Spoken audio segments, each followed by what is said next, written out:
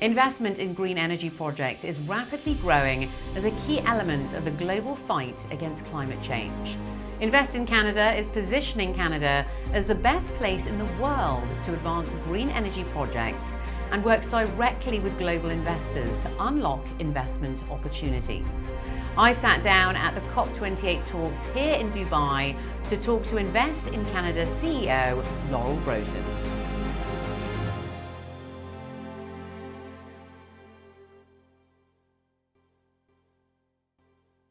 You had a prominent role in law and politics. Tell us a little bit about your sustainability experience and how that's impacted your role as CEO of Invest in Canada. Well, thank you. It's been 10 years since I've been at a COP. And last time I was at COP, I was Minister of Environment in Ontario, as you say. And at that time, Ontario had made what has ended up being the single largest commitment of a province in North America, of any jurisdiction in North America, to reduce CO2 emissions, and that was closing our coal-fired plants.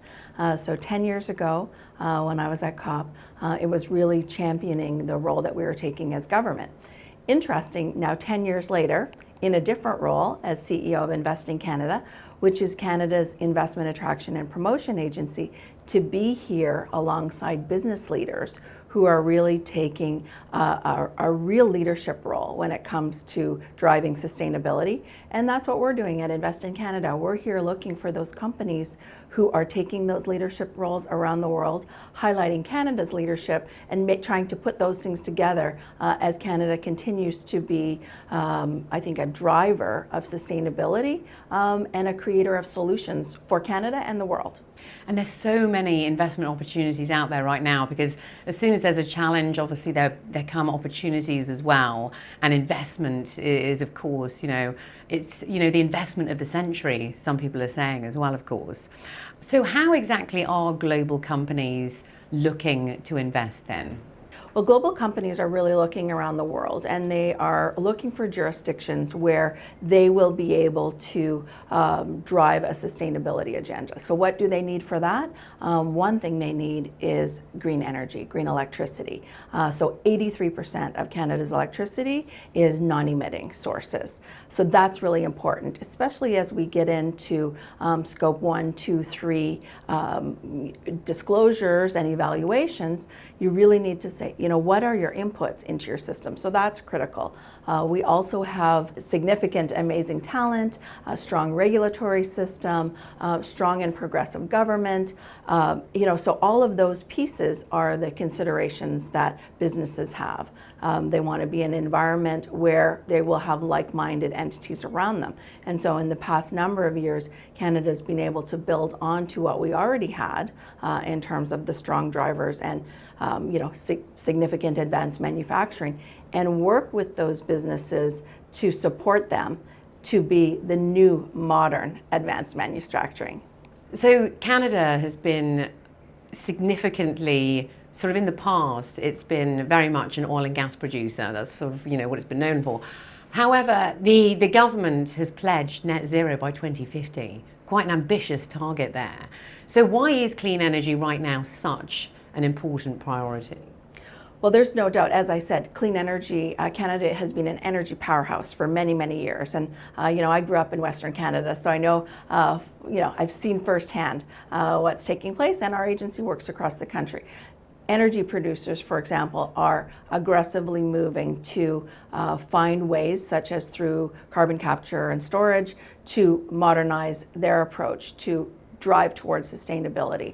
And I think that's an example of what we're seeing across the board in terms of the innovators, the creators are coming out of industry looking for solutions. So if I think about what has been happening in Canada, in addition to an energy transition, which is moving now to green hydrogen, some of the world's leading green hydrogen projects for export around the world being developed on the Atlantic coast.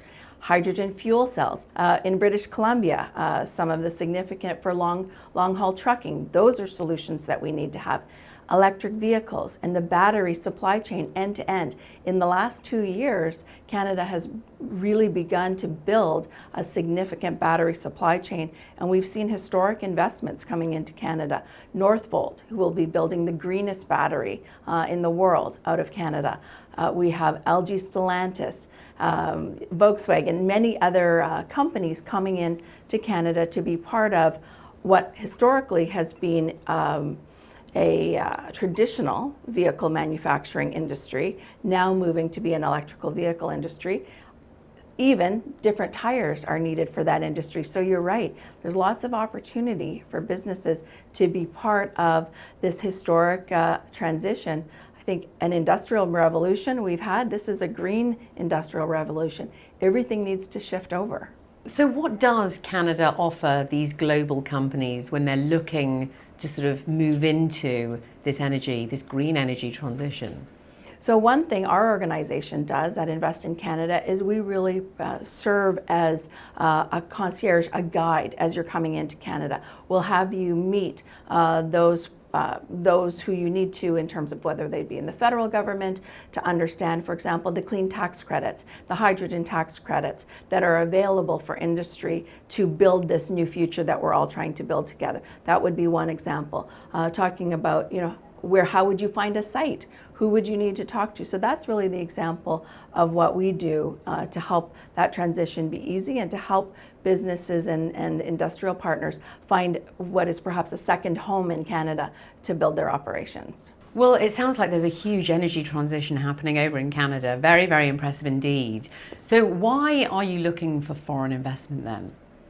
FDI is critical for us to be able to really meet the challenge that's before us. I mean, it's exciting that we're here at COP having this conversation, but we all understand and appreciate the urgency of this transition. And so for us, for example, as we sit on, one of the only countries that has a stable environment, a progressive regulatory regime that has all of the critical minerals that you would need in a quantity that you would need to be able to drive that development, we feel it's really incumbent on us in Canada to be able to get those minerals out of the ground and get them into the electric vehicles where they're needed and into the battery supply chain.